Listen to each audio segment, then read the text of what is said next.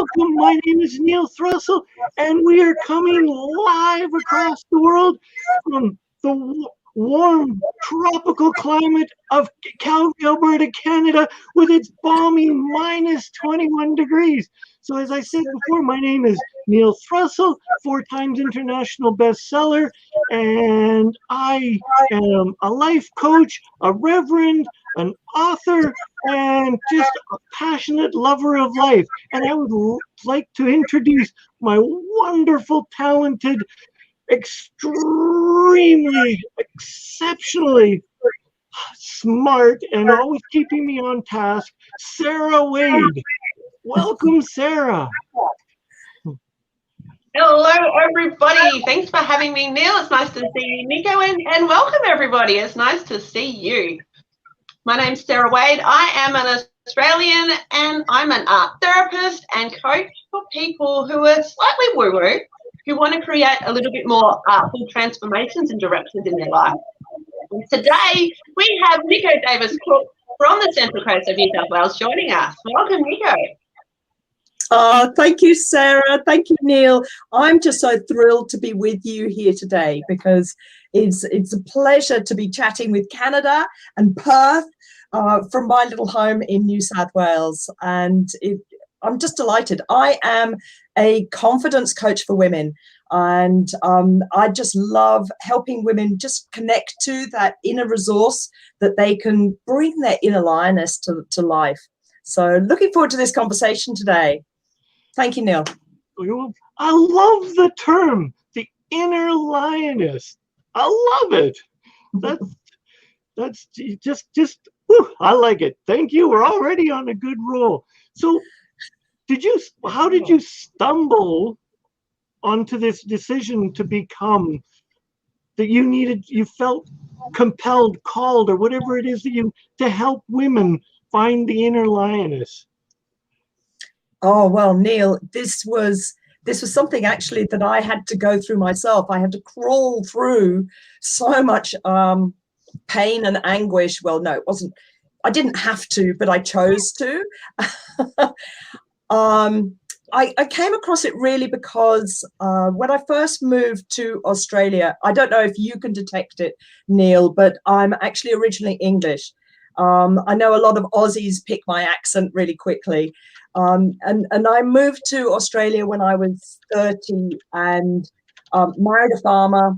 And I had previously been living in London, in, the capital of the world, isn't it? London, UK. And all my mates there said, "You're crazy. You're moving to the middle of nowhere. What are you going to do?" And yeah, I thought it was a big adventure, but you know how adventures sometimes go a little bit awry. Yeah. So I had to find some resources within me. And now, having found them, it's my mission to bring that to other women, because I know that I'm not just the only one on the planet who felt like that, who felt sort of trapped. So, yeah, I'm sure we'll unpack a lot more about that. Don't want to spill the beans and take too much control of the conversation just now. Oh, so how did you, Sarah, our viewers, our podcast listeners, they know very little about you. How did you stumble or decide that art therapy was for you? I have a interesting story to share, but what I'm going to do is give you the short version. So I had a fall from grace and ended up in a psych ward in a hospital, and discovered art therapy was a way that I could deal with my stuff that I'd been trying to use talk therapy for years. And unfortunately, talk therapy wasn't enough for me. So in this hospital setting, I was introduced to art therapy. And art therapy just changed my life so much forever. And I found my tribe. I found my people. I found a way that I could express myself without words. I've been label free for about a decade now, and I am so happy and confident in the choices that I'm making and the decisions that I'm making going forward. And honestly, as someone who's always been crafty and arty, to be able to push that forward was, I can't put that into words. There's just the power of art therapy. Again, you just can't put it into words. So I would highly recommend art therapy to anybody who is struggling for a range of reasons. Yes. Sounds wonderful. So if you're listening to us or on Facebook or on YouTube, you can put a comment in the chat box. If you're in a group, I ask you, you need to give StreamYard, say yes, StreamYard can have permission to post my comments. So give StreamYard a permission and then shoot us a little hello and where are you listening from? Because we're curious. We want to know because we are coming across the globe. Previous on our show, we've had people in Africa, we've had people in Europe, we've had people in New Zealand, we've had people in Australia, and we've had, because of the time zone, we haven't had too many people further. What direction is that west of Australia because of the crazy time zones but that we're in, but we're looking forward. We'd love to know where you are, so shoot us a comment. So please share. What's one thing that you do when life is giving you lemons? What's one thing you do to take those lemons and make lemonade in your life? Is there a go-to thing? For me, when I'm really frustrated and life sucks and I'm just inserting bad words all over the place, I go for a run. Running is very meditative for me, and my running pace can be very fast for an old guy when I'm really annoyed. But for me, running is meditative, and it's very calming for me. Nico, what is it? What's one thing that turns lemons to lemonade for you? Yeah, well, I'd have to say, I agree with you. Exercise is the best way to go around changing the way I'm feeling or the way I'm thinking. So, but it's not running for me, it's swimming. I get into the pool and I swim for a kilometer or two, and at the end, that really is a meditation because you've got the breathing, much like running, of course. You're breathing, you're focusing on when you're taking your next breath and just moving. It's fabulous. Love it. I think Sarah's going to argue with us already. She's going to say something about art.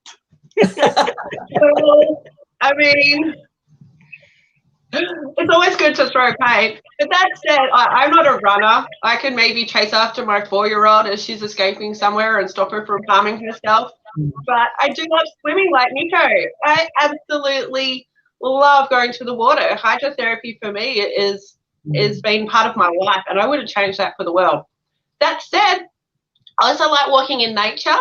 I walk in nature every day, and I tend to walk both with and without my daughter. And just a few days ago, I went hiding some crystals and some little fairy trinkets for her to find on our walk because I knew it would light up her life. And seeing her have that excitement, it was wonderful. That's such and a one beautiful other thing. Thank you. One other thing I found when I was really frustrated, going out to the garden and ripping out weeds, because you physically, you're pulling stuff, and it's like a energetic. I've got this. So yeah, I find gardening, weeding in particular, quite good for any frustrations that I might have. Yeah, I think if anybody was to ask me about my gardening, it would have to be I'm a destructive gardener, not a constructive gardener. And I hear you. On one of my walks in when COVID was rampant in Canada, and I was out on a walk, some people had hung in the forested walk. They hung ornaments with motivational, positive, uplifting sayings. And it was just along this walk, and it's about 1 kilometer. I don't know who did it, but they would regularly change them. So somebody who was very creative, because they were all so well done. It wasn't my little stick writing to it. It was beautiful and well done, and it just was fun because on the walk I'd go, I want to go this way because maybe they've changed the ornaments. Such a good idea. Yeah. So We had a teddy bear walk near our house. Someone had gone up and put teddy bears in the tree, and roughly every 5 days or every week, they would go and change the teddy bear and the sign. So it's great that it's gone all over the world. People are giving back to each other. How good is that community spirit? And we're lifting each other up. It's beautiful. Yeah, yeah, that's so good, so good. And slightly different. My wife and I, Tina, were driving, and we stopped at a historic location.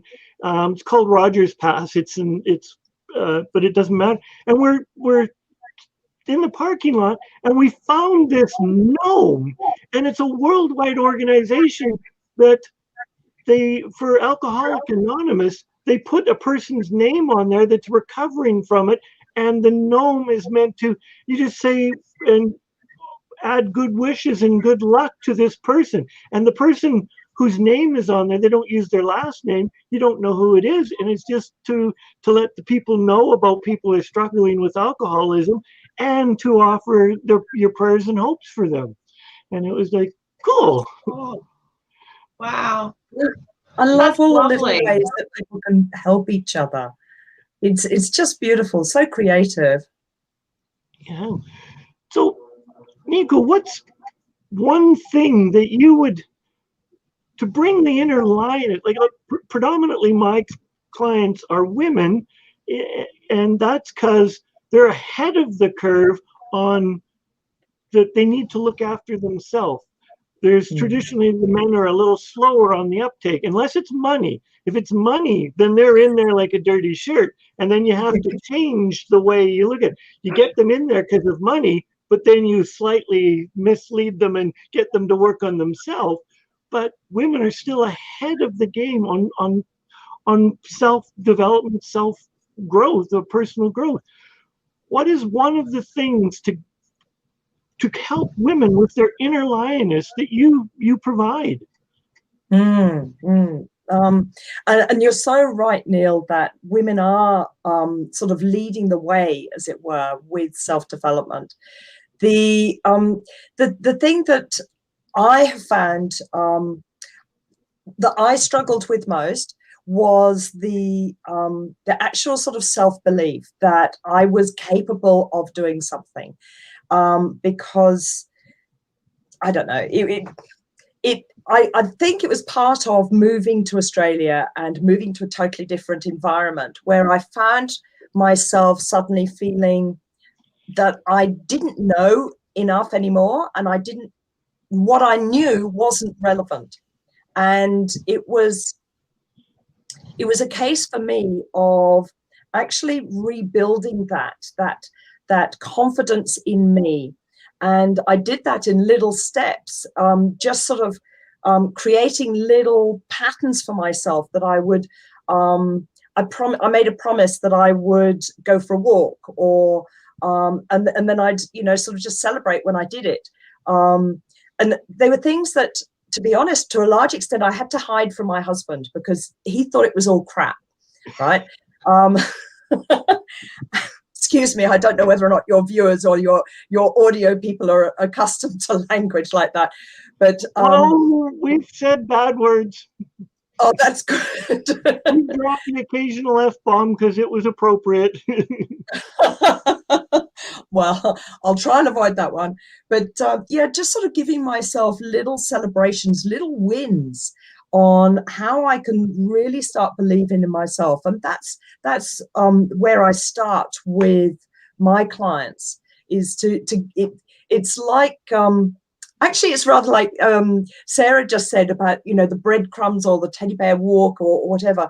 You're sort of trying to plant little successes along the way that you're going to come across and you can achieve, and then build that up into something bigger. Start small and go bigger. That's my motto. I would agree with that, Nico. Yeah. I'm going to put this back up because Australia was the first into the comments. Yay, Australia. Oh, good. Spoonbill. Yay. Yeah, it sounds like a lot of things in Melbourne. Melbourne got quite creative, I heard. That's fantastic. I love that. Yeah. Go Spoonbill. If you've got any photos, please drop them down later. I'd love to see. Hey, That's a wonderful idea. I didn't think of that. So good work, Sarah. So I'm going to change questions here. What I've discovered when I'm working with women, one of the worst words that I can say, and yet it's one of the most profound to women, is discipline. Do you find yourself that you like the word discipline, Sarah, or not? Personally, In no. order to accomplish something with regularity, we need discipline. But yet, the divine feminine, it's like I just said the F word to them. What's it like for you? I think everybody's different. I'm not a fan of discipline. That said, I go for the carrot and the stick. So same sort of thing, slightly different languaging, and I work with the carrot and the stick quite well. So as an example, late last year, part of our mastermind, we went live to the world and said, this is my goal for the year. This is what I'm going to do if I do it, and this is what I'm going to do if I don't. And I'm going to hold myself accountable to that. I've got a lot of things happening both in my business and my personal world at the moment, including renovating a house, which is pretty epic. So I know that if I follow my plan, I'm not going to end up with a tattoo on my wrist, which was going to be done live in front of best part of 80 people, and I'm tattoo free, and I do not want that. So discipline, maybe not, but carrot and the stick, yes, I will go for that. Nico, what is the word discipline trigger in you? Well, I'd have to say that it triggers things like sort of black leather gear and a whip. I don't want to go there. Although there is an expression, I think it's Brian Tracy quotes something like self-discipline is one of the best ways to self-love. And I do think that this is very true.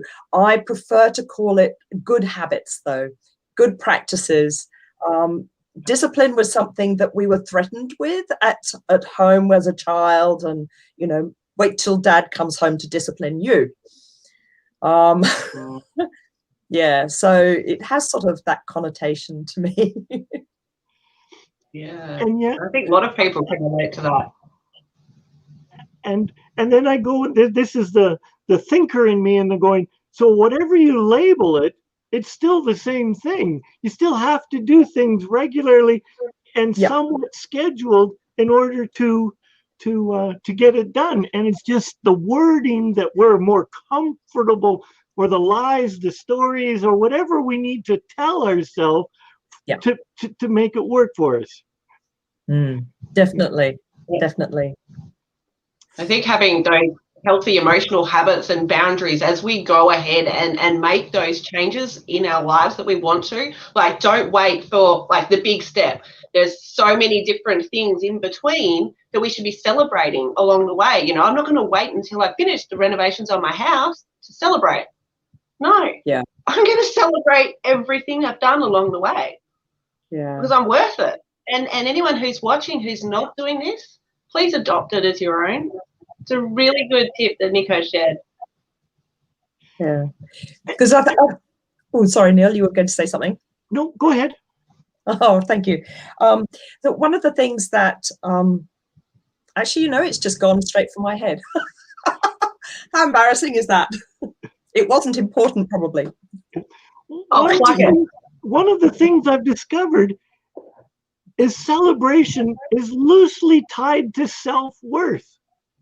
If you don't find it, you're worthy of this goal, or that the goal is worthy of celebration, we put so many labels to it that we forget to celebrate, or we don't think it's worth celebrating, or we are worth celebrating. And some days, just being able to put your pants on put your right leg in your right pant leg and your left in your left is reason to celebrate, because we've had those days where absolutely nothing has gone right, and we need to look to celebrate what has gone right. We need to be grateful for what it is, and I think it's tied to so intertwined, gratitude and celebration. Oh, totally, Neil. And I that is actually very, very close to what I was going to say. Thank you, because Sarah sort of plucked it and you said it. So I remember when I was a young mum with a baby, and maybe Sarah can relate to this as well, that some days it was a success if I got dressed. Others, I was just sort of slopping around in my nightie and dressing down the whole day, you know. So getting dressed was an achievement. So, you know, it's good to remember these are landmarks and celebrate them as such, rather than just doing ourselves down the whole time, saying, "Oh, I'm so hopeless, I can't get out of this." Everything is a success if you treat it that way. Absolutely, and I will add to that. I would say, you know, like the words we use in our mind really make a difference. So, you know, saying something like "I'm sick," or, you know, I'm useless because I'm just wearing my nightie. You know, I'm working on myself is a better way of putting it. Or however you sit with the words in your mind, but, you know, you're working on it. I'm working on my health, or I'm working on raising a child. And I think the statistics are something like it's about 4,200 plus times harder with each child in your house. 4,200 plus times harder. That's not a small effort. You know, I remember celebrating by brushing my teeth. You know, I'd put her down as a newborn and I'd be like, yeah, it's time to brush my teeth. I'm alone, you know, and maybe even pop in a shower by myself. It was those little things. And I celebrated hard. Dancing in the shower. Absolutely.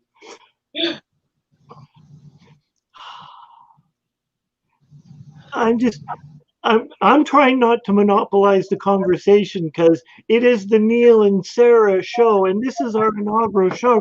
So we're learning to dance together because we haven't had a practice yet. So yeah, and Sarah's got a little bit of a lag because from Canada to Perth is quite a bit of distance here, so she's having to play audio catch up just a little bit. Might sneak in now. Yeah, I'm curious, guys. Like we're all coaches here. I ask my clients who have a lack of self-worth to give them permission. You know, having permission to do something, I know means a lot to the people that I've worked with in the past. Have you had that experience? And what would you like to share about permission?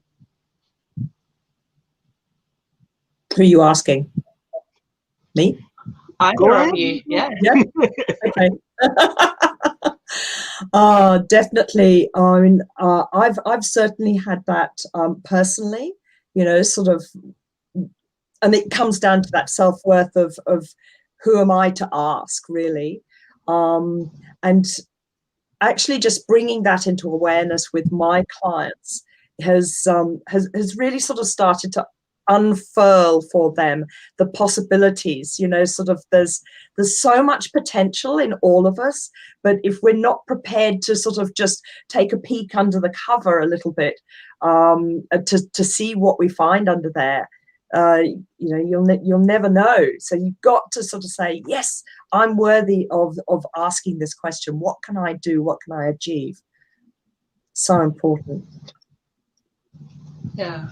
And I think also on top of that, you know, what's gone well today, or maybe where can I improve, and not come at it with a really a negative perspective. I remember when I had depression in the past, that inner critic was quite loud, and it's quite different using those questions without that inner critic so that you can actually move forward in the direction you want to go in.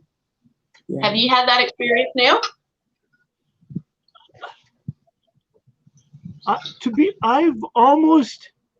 think if I've ever been depressed, it's never lasted more than 20 minutes.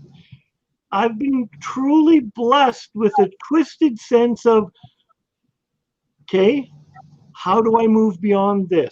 how do I change what I'm feeling? Because I don't like to feel that. And for me, it works on the opposite end, that I have spent my time being so positive that I haven't allowed myself to feel the hurt that could be there or should be there.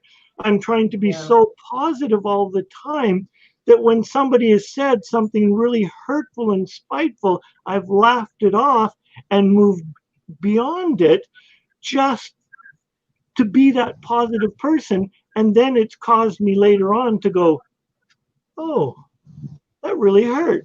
And I missed the opportunity.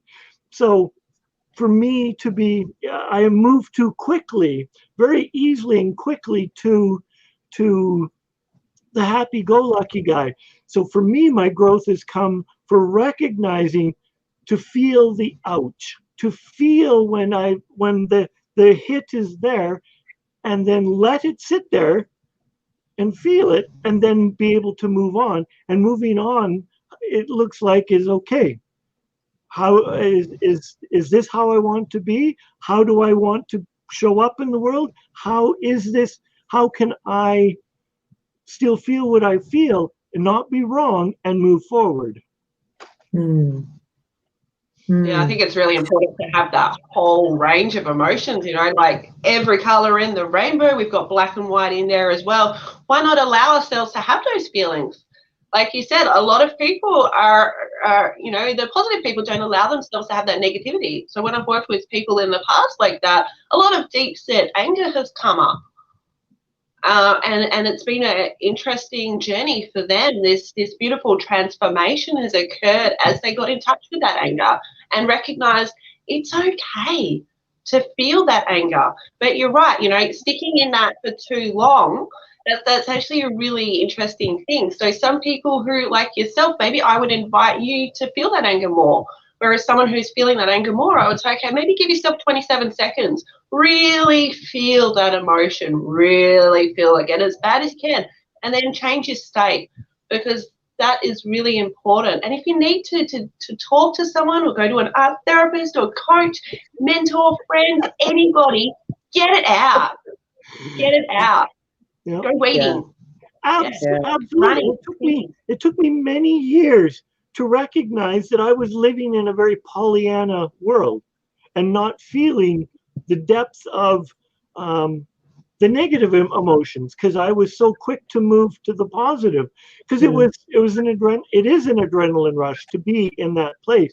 And people could say I'm still very easy to move from somebody saying some very hurtful words to me and going, oh, okay, and moving on without owning my own story to it. So yeah, it's been interesting. I was a coach and a participant, an assistant in a workshop, which was basically dealt with anger therapy, and because I have a martial arts background, where we dressed up in full combat gear. And it was like, okay, Sarah, come hurt me. And there was no weapons, and it was as there was people to hope to pull you off if I'm saying stop, and so that I wasn't really going to get hurt. But it was crazy. It was awesome to feel, in a twisted sense, to be part of the catharsis, the change in people from their rage, to have given an outlet where it was safe and in control for them to feel this rage and to be able to express it, and then be able, and then the hugs at the very end, because you've taken this negative energy, the hugs from that person that you were willing to be in there were incredible. Body racking, complete blubbering messes. Wow, what a way to process it, Neil. That's fantastic. Because there are times, and this will probably ring some bells with some of the listeners as well. I'd say that there are times when we're actually on the receiving end of somebody else's anger, and that's happened to me actually from the same person twice in the last, say, month.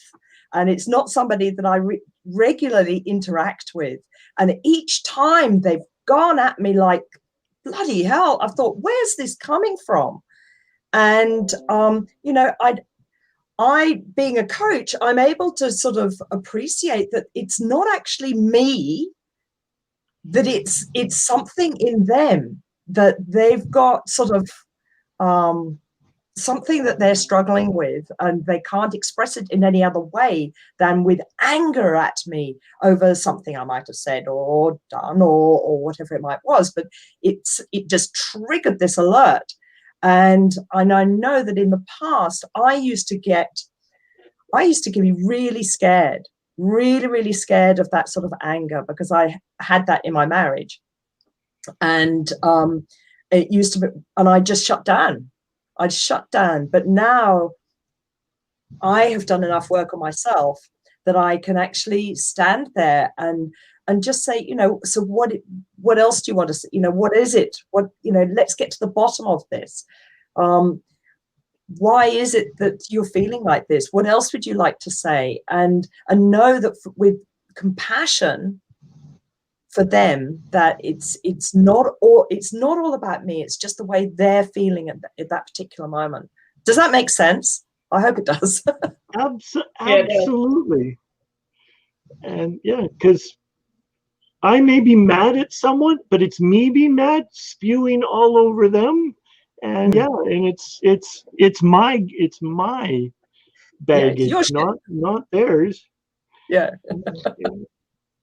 I think a powerful question to ask either ourselves or the other person, depending on the situation, you know, is this really about me? Yeah. Really powerful question, you know, or is it really about you, you know, depending on the person, the situation. You know, I had an interesting experience recently. COVID-wise, Perth has been pretty stable. You know, we didn't have to wear masks or go into lockdown for much time at all until about a fortnight ago. And then we had a huge 5 days where we had to, you know, stay inside. And the following week, you know, we had to wear masks. Now, I went to a shopping centre, and the security guard there, granted, he would have been seeing people coming and going and, you know, sign the register, people complaining about it because we hadn't been used to it. So he was quite aggressive. I walked into the shopping centre thinking that lockdown had finished and we didn't actually have to wear masks anymore. I wasn't aware of the update. So I walked in without my mask, having some in the car, and he just went down at me like really quite negatively. And I thought, I'm not going to bite. Walked back to my car and put my mask on, did my shopping and came back afterwards and had a chat with him. They said, look, mate, I understand your role here today might be a bit stressful, but for me as a customer, my customer experience today was really shit. And I said it to him like that. And I said, I don't know what you've experienced with all these other people. I made a mistake. I was unaware of the situation and I'm more than happy to comply. He said, people have been going at me all day long. I said, well, none of my business, but perhaps if you came about it a nicer way, you know, hey, mate, have you got your mask? You know, come in a nicer way of approaching people, you might have a different interaction with people. And he kind of looked down at his feet and looked a bit embarrassed and sheepish, and you couldn't see much because his hair was covering his eyes, and he just sort of nodded. And I walked away on that note, knowing that, and he actually thanked me before I left, said, thank you, I appreciate that. So, you know, it wasn't about me. It was about everything else he'd experienced. But it doesn't matter because I was somebody new. And I wonder if other people have had that experience. I'm sure. Like, get in the comments if you've experienced that with security guards or other people. Like, how have you handled that? Absolutely. So do you, when you're dealing with your clients, do any of you teach a grounding exercise to help in this particular instance? I use a lot of breath work with my clients. Yeah, I'm sure Sarah does lots of throwing the paint. But I use a lot of breath work with my clients, and sort of trying to, because I find a lot of people when we're really sort of when we're really in our heat of our emotions, you know, we don't have a lot of conscious thought happening. You know, our mind is on full alert, and the conscious brain is just vanished because we're in an emotional tangle, as it were. So breathing and just taking that time to work back into our body, then that allows the conscious mind to settle, and you know, sort of then we can start addressing, so what do you need? What do you need? What's the emotional need we need to address right now? Because then we can start working it through from there. That's the way I Nico, go. do you, with breath work, do you introduce the heartbeat at all? I work with the heartbeat also. So, you know, we know that our heartbeat has a fairly steady race most of the time, but when we get all flustered, it goes quite faster. So, you know, I know, like, putting my child to sleep, I'd start out fast and then slow down. And I do the same with my clients. And having that heartbeat rhythm, whether you do it on your chest or you do it on your legs, or another great one I'd like is standing from right foot to left foot. Take your shoes off and just feel the ground, like literally ground yourself on the ground, and then just literally standing from left to right foot, maybe having that beat on your legs as you are moving side to side. It's a beautiful way of grounding. I personally really enjoy that, and I know that the people I work with enjoy that too. I like that. I'm going to try that. Absolutely. For most of my clients, I work with the heartbeat and the physical grounding to that they're connected to the earth, so that they are the one, and then their breath, their heartbeat, and then they're one with the earth. I had done a workshop with one of my spiritual masters, and it's just crazy because it was predominantly men, so it was really testosterone in driven. But one of the tasks is that we'd see someone out in the field, and they had just written their deepest fears and all their trigger points, and the staff would run out at them and just start yelling their deepest fears, like, you're nothing, you're no one. And to find out how fast they could get to their grounding, so that they were doing, because their job was only to ground and to see. And as the weekend progressed, they got deeper, and the triggers were less and less and less, to the point where one man had ED, erectile deficiency, and when you went after him and said that, he just took one of the men that was yelling at him, kissed him on the lips, and we were all done. There's nothing we could do, because he had won, because the grounding had been proven. This was full on hardcore. Learn to live in the moment, because it's going to sneak up on you, and it's what you do outside of the pleasantries of life that really matter. It's when the unsuspected happens that really, for me, shows what our character, what our trigger mechanisms are. It may not show what our truest character is, but it shows what our triggers have, that we're programmed and we come in. Our fight and flight is right there. And when you can work and calm those down, that's when we respond. For me, we respond far more productively and positively. So I agree. I like that too. I used to work with people in mental health rehab centers and in hospitals and refuges. And one of the things that I found useful, because I was working with a lot of people who either had hallucinations of one sort, or depression, a whole range of mental health issues. And one of the things that was really quite useful was having an elastic band on your wrist. And without, physically hurting yourself too much, just having that little flick of the elastic band sometimes was enough. Somebody noticed that the trigger was coming up, or they were starting to get flighty for one reason or another, just a little flick on the elastic band. And also holding ice, that it was a great way to ground themselves and go, okay, I'm just having a bit of a moment right now. I'm working on myself.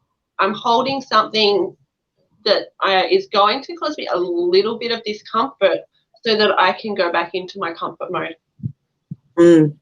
I do a lot of work with children with special needs, Sarah, in my sort of my part-time job, as it were, is helping kids with special needs who are learning to swim. And we find a lot of them have really hypersensitive sensory needs. So, you know, the light everywhere, or the you know, if you put something hot or cold into your mouth, for example, there's so many senses in your mouth that, you know, sort of trigger things. I don't know whether you drink hot drinks or cold drinks, but these are ways that we regulate ourselves emotionally. And it's just like on steroids with these kids, because because they're so sensitive. So I love the way you sort of saying, yeah, the skin, you see, is your biggest sensory organ in your body. So anything that you do to your skin, whether you, the smoothing or sort of something a little bit sharper, you know, it depends what it is that you're looking for to just sort of alert the senses a little bit more, because it also regulates them. Yeah, even little things, Nico, like, you know, when you were a child, maybe your mum or your dad or your grandparent maybe felt like brushed your hair, or, you know, gave you that beautiful "you're okay," and it's totally fine to do as an adult. Self-soothing is brilliant. Yeah. Yeah. If you need to or want to, do it. Yeah. Yeah. When we teach a mindfulness part of our programs, my program, my wife's program, when we're getting people back into their body, we blindfold them, and then we give them a mint and ask them to, like chocolate mint, and ask them not to eat it, but to have it, savor it for as long as you humanly possibly can savor it. And what we'll tell them, well, you'll get another one after this, but this one, because people, once they get chocolate, they want to eat it right away.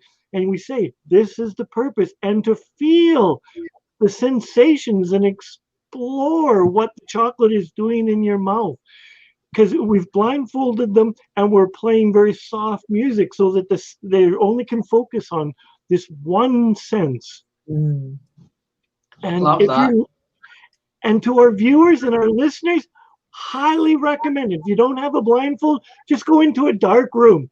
It's safely into a dark room, your bathroom, wherever, and if the kids are around, make sure they don't see that either.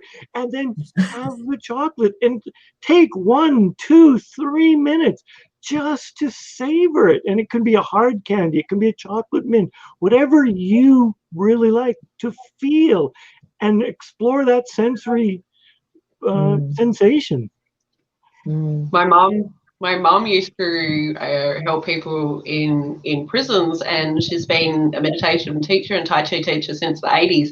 One of the things she used to do was bring raisins to the prison, and then the ladies would all sit around and do a similar to what you described with the mint. So instead of going straight into their mouth, they had to spend about 10-15 minutes, depending on the length of time they spent, looking at it, you know, checking out the shadows and using other senses, you know, smell, and then taste was the last one. So there are absolutely beautiful ways that we can control ourselves and to ground ourselves, and using food is a good one. Yeah, why not use it?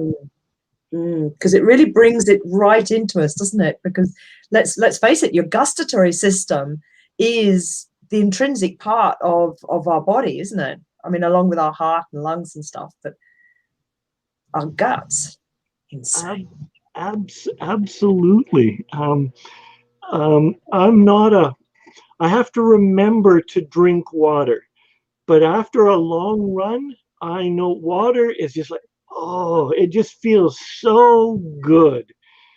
So that's the other thing. Listeners and viewers, more water. I read somewhere recently that, you know, out of the 2 liters of water we're recommended to drink in a day, 70% of that is needed by our brain. So it makes sense to drink it. Yeah. Cheers. Otherwise you get that groggy feeling, that hungover feeling, and it's just because you're not drinking enough. Yeah. Incredible. So Sarah, what's one quick, easy thing that, back to the lemonade? So you're just feeling crunchy. what's another one simple, easy thing that you do that our listeners or viewers could possibly take on if they choose to, that you use as a tool to get out of your crunchiness besides throwing cake?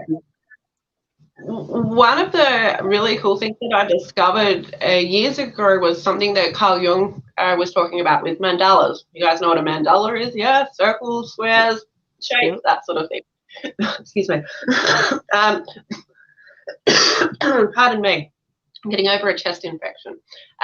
So yeah, I transformed this, and I found that on my own personal journey, you know, there's a lot of journals out there. I've got a friend who has about 9 different journals for 9 different things. And what I did was I created my own journal. So I've called it a 7-day art transformation journal. And inside it, we've got a circle that's about the size of the palm of your hand, and you spend 5 minutes on it and you get it out of your head. And what Carl Jung discovered is over a month, you can actually have some pretty cool transformations. So if anybody would like a copy of that, please reach out. I'd be happy to give it. It's one of my free things that I give away to people. It's also got a few word things in there. So if you're all about words, this is for you too. But it's a really cool way of using both sides of your brain. So give it a go. You don't have to have a beautiful art aesthetic for this. Just get out there and create. You know, if you're feeling a bit raw, get that raw out. You know, scratch into your oils, or use, if you're feeling good, maybe you might want to use chalks, because chalks have got that sort of nicer, lighter quality to them. So it's, yeah, if you'd like some more information, I could go on about that for a while. I won't. If you'd like more information or you would like a copy, please let me know. I'd be happy to. Excellent. Nico, what's one quick, easy one that you've got?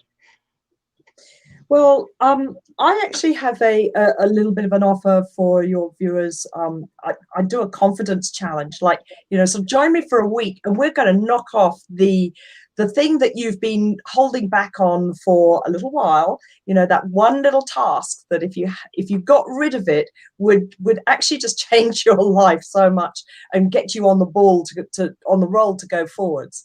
So in my Facebook group, thanks very much for putting that link up there, Neil. In my Facebook group, there's a link in there to my 7-day confidence challenge, open to all women. And I, you know, invite you to come and join me as we explore what it is that's been holding you back.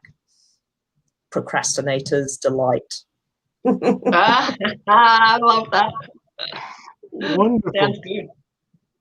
And since I'm working with the Divine Feminine today, one of the things that I find that helps me in a state change, but don't tell anyone, no one tell me, is a bubble bath. No one tell on me. And for me, water is a state change. Yeah. It just, showers work better for me. But a bath, because this 6-foot body gets stiff and tired and sore. I love climbing into my jetted tub. I can have a book, I can have my Netflix, whatever, and just let go. Yeah. What's actually cool about water is that physically it changes the chemicals in your brain, and you go to a state of brain state which is creative and relaxed, and actually sometimes you might get some good ideas. So I'm curious, Nico, are you anything like me? Do you have a shower and suddenly you've got brilliant ideas coming out and you just wish you had a pen and paper in the shower with you? Totally, maybe Sarah. In a swimming pool. At the bottom, you know, you're watching that line coming back and forth. You're like, oh, if only there was a pen down there, I could jot that down. Yeah. I do that all the time. I'm swimming along and I think, oh, wow, that would be great for a workshop. But yes, of course, I don't take the waterproof pen and paper with me. You can get them from Bunnings, I believe, but we're not advertising Bunnings. It's wonderful. Your green shed, yeah. So completely off the wall, what's one of your favorite movies? I'm going to... Because I'm so used to working with the Divine Feminine, one of my favorite movies is Princess Bride. I haven't seen that. I can't think. I don't know that one either. What? It's 20 or 25 years old. Well, that's because I'm older than you guys. But it's a wonderful movie. Princess Bride. Right, I'll have to have a look at that one. My favorite movie is It's a Wonderful Life. Pardon? A Wonderful Life. Oh, yep. DC, don't you know that one? Yeah. Yes, the Christmas favorite, It's a Wonderful Life. Yeah. Yep. Yeah. I'm racking my brain. Movies, and I haven't actually spent a lot of time watching much TV lately. Usually when the television's on, it's because I'm watching a kids movie. So we quite like B-movie in our house. Yeah, I'm actually struggling to come up with a movie, to be quite honest. Yeah, I enjoy things like, we've got a show in Australia called Bluey, and being a mum of a young child, a show that helps kids to understand things is beautiful. So I love how Bluey demonstrates in a very kid-friendly way this is appropriate behaviour. Yeah, I think I wish I could come up with an adult version, but my brain's just gone, oh, you're a mum. That's okay. So what are you reading right now? I've just picked up Robin Sharma's The 5 a.m. Club. I haven't started it. I was supposed to start it, but it's been absconded by my wife. I left it on the counter too long, and she went, what? What are you reading that's in the personal development realm? Well, at the moment, I'm actually reading Barack Obama's book on hope. I can't remember exactly what it's called, but it is really quite fascinating. What an interesting man he is. His amazing knowledge of politics and history and how it's shaped America is really amazing. I've been enjoying it. Wonderful. And Sarah, she went to grab her book, probably. Yeah. I'm reading one that's it's DVD for art therapy, which is great for me and people who are working, have DBT, but that's not really great for most of you. What I did grab though, I've got this. So Aaron Sansoni, Think Like, and it's basically snippets from pretty brilliant people from all over the world and their secrets. So how you can think like Oprah, or how you can think like Russell Branson or Steve Jobs or Zuckerberg, or a huge brilliant name. So you can open up, have a couple of pages, you've read a chapter, you're all caught up, and how you can be as awesome as whichever page you choose, which is really quite nice. Wonderful. So we're getting pretty darn close to the end. So, and we've actually gone through some of the best ways to get a hold. So I'll throw this back up for Nico. So this is your personal webpage? I mean, this is your profile? Yeah, that's my personal Facebook profile. And that's the easiest way to get in touch with me, because then from there I can invite people into my Facebook group. And I've got a Facebook group called The Confident Radiant Woman. We do some fun stuff in there. Like today I posted a thing about what would be your Bridgerton name? Lady, your second name, what you've just drunk, and the brand of your car or something. It's silly, but it was just so much fun. Wonderful. And this is, I don't know how come I got this. This is good. We've got to find a better link for Sarah than this. This does go to Sarah's name. Yeah, so this goes to my personal profile. If you go to facebook.com/Coach Sarah Wade, you will also go to my business profile on Facebook. You can also find me on Insta. I'm you can find me on Insta at Design the Life You Desire, which is my hashtag. And I'm also on LinkedIn. So guys, if you want to connect, ladies, I'd love to help you with an artful transformation. Please reach out. I'd be more than happy to work with you. And I think Neil's got a few links to share too for how we can contact him. most likely, if you found me on Facebook, it's through Facebook / Neil Thrussell. There's very few Neil Thrussells in the world. There's one in New Zealand and there's one in Australia, but that's pretty much it for us. So Neil Thrussell, or my website, neilthrussell.com. And before we leave, I'd like to just leave with a few words for our readers and our listeners, and I'm going to allow Sarah to end for us, and then so I'm going to say a few words, then I'm going to ask Nico to share, and then Sarah to share, and then we're on our way out. So whatever your hopes and dreams are and your future plans, I hope you know and take it into your heart that you are worthy of all of your goals and aspirations, and you are loved, and you are freaking awesome. And with that, Nico. Yes.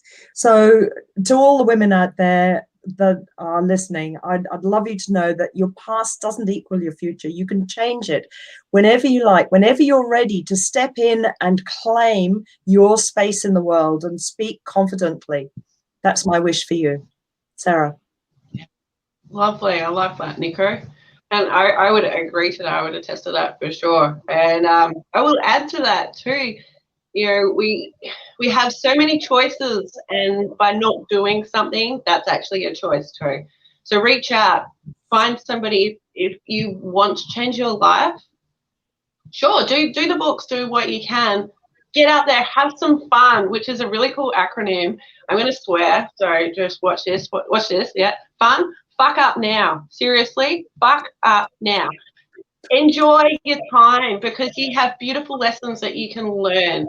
So get out there and design the life you desire. Really enjoy your life and have a fantastic day. Go have conversations that will uplift the life of everybody around you, and have a really fantastic week.